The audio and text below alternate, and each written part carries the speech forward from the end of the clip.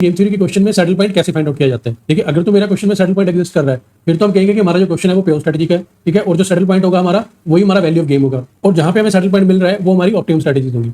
लेकिन अगर saddle point exist नहीं कर रहा, फिर हमारे पास हम कहेंगे कि ये क्वेश्चन जो है वो मिक्स स्ट्रेटेजी का है, अकॉर्डिंगली हम मिक्स स्ट्रेटेजी का मेथड अप्लाई करके चलेंगे।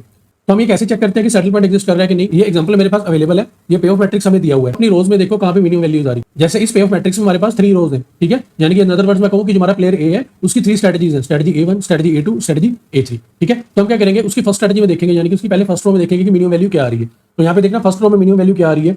फर्स्ट रो में मिनिमम वैल्यू है 20, ठीक है। तो हम क्या करेंगे मेथड के अकॉर्डिंग, ये मेथड में कहता है कि जहां पे आपको मिनिमम वैल्यू मिल रही है ना उसके ऊपर आप एक सर्कल लगा दो।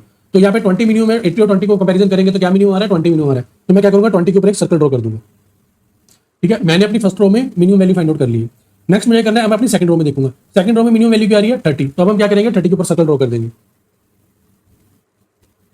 नेक्स्ट थर्ड रो में देखना, थर्ड रो में मिनिमम वैल्यू क्या आ रही है, थर्ड रो में मिनिमम वैल्यू आ रही है 50। तो हम क्या करेंगे, 50 के ऊपर सर्कल ड्रॉ कर देंगे, ठीक है। तो ऐसे करके हम क्या करते हैं, जितनी भी हमें रोज दी होती है सभी रोज में हम उनकी मिनिमम वैल्यूज को फाइंड आउट करते हैं और उसके ऊपर एक सर्कल लगा देते हैं। अब हम क्या करेंगे, अब हम कॉलम के लिए काम करेंगे। जब हमें कॉलम के लिए काम करना है तो हमारे पास देखना कितने कॉलम है। इस क्वेश्चन में हमारे पास ये जो पेयर मैट्रिक्स है इसमें 2 कॉलम्स दिए गए, यानी कि जो मेरा प्लेयर बी है उसकी 2 स्ट्रेटजीज बताई गई है, स्ट्रेटजी B1 और B2, ठीक है। तो कॉलम में हमें क्या करना होता है, देखिए रो में तो हम लेते हैं मिनिमम वैल्यू, ठीक है, जहां हमें मिनिमम वैल्यू मिल रही है, ठीक है, उसे अपन सर्कल कर देते हैं। लेकिन कॉलम में हम क्या करते हैं, कॉलम में हम मैक्सिमम वैल्यू चूज करते हैं। तो जैसे मेरा फर्स्ट कॉलम B1 है, तो यहाँ पे मैक्सिमम वैल्यू क्या आ रही है, मैक्सिमम वैल्यू आ रही है 50। जहां पर मुझे मैक्सिमम वैल्यू मिल रही है कॉलम में, मैं वहां पे क्या करता हूँ, उस वैल्यू पे स्क्वायर ड्रॉ कर देता हूँ। तो यहाँ पे ये वैल्यू हमारे पास 50 मैक्सिमम आ रही है, तो यहाँ पे हमारा एक स्क्वायर आ जाएगा, ठीक है। तो अकॉर्डिंगली हमने इसको मार्क कर लिया। अब क्या करना है, मुझे कॉलम 2 में मैक्सिमम वैल्यू मार्क करनी है। तो मैक्सिमम वैल्यू मेरे पास कॉलम 2 में क्या आ रही है 80। तो मैं क्या करूंगा, 80 के ऊपर स्क्वायर ड्रॉ कर लूंगा। अब नेक्स्ट हमें क्या देखना है, अब नेक्स्ट हमें ये देखेंगे कि क्या हमें कोई ऐसा कॉम्बिनेशन मिल रहा है, ऐसा कॉम्बिनेशन की जहां पे सर्कल, ठीक है, और स्क्वायर दोनों एक साथ आ रहे हो किसी वैल्यू पे। तो देखना ये वो वैल्यू है, ये जो 50 है ये वो वैल्यू है जहां पे हमारे पास मिनिमम वैल्यू और मैक्सिमम वैल्यू दोनों एक साथ आ रही है, ठीक है, यानी कि सर्कल और स्क्वायर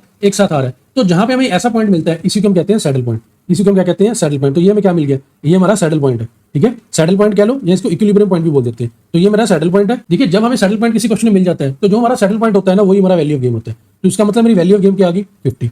अब मुझे और क्या बताना होता है, एक मुझे वैल्यू ऑफ गेम बतानी होती है आंसर में, और दूसरा मुझे ये बताना होता है कि जो मेरे प्लेयर्स हैं उनकी ऑप्टिमम स्ट्रेटजीज क्या है। तो देखना जहां पे हमें सैडल पॉइंट मिल रहा है वही हमारे प्लेयर्स की ऑप्टिमम स्ट्रेटजीज है। तो देखना अगर मैं प्लेयर ए की बात करूं तो सैडल पॉइंट में कहां मिल रहा है, A3 वाली स्ट्रेटजी में इसको मिल रहा है। तो इसका मतलब जो मेरा प्लेयर ए है, जो मेरा प्लेयर ए है उसके लिए ऑप्टिमम स्ट्रेटजी क्या है, उसके लिए जो ऑप्टिमम स्ट्रेटजी है, जब मैं ऑप्टिमल स्ट्रेटजी कह लो, जो ऑप्टिमम स्ट्रेटजी कह लो एक ही बात है, उसके लिए ऑप्टिमल स्ट्रेटजी क्या है, उसके लिए ऑप्टिमल स्ट्रेटजी है हमारी A3, ठीक है, उसके लिए ऑप्टिमल स्ट्रेटजी क्या है A3। और अगर मैं प्लेयर बी की बात करूं तो उसको कहां पे मिल रहा है सैडल पॉइंट हमारा, उसकी B1 स्ट्रेटजी में मिल रहा है, ठीक है। तो हम क्या कहेंगे कि जो मेरी प्लेयर बी है, जो मेरा प्लेयर बी है उसकी ऑप्टिमल स्ट्रेटजी उसके लिए क्या है, उसके लिए है B1।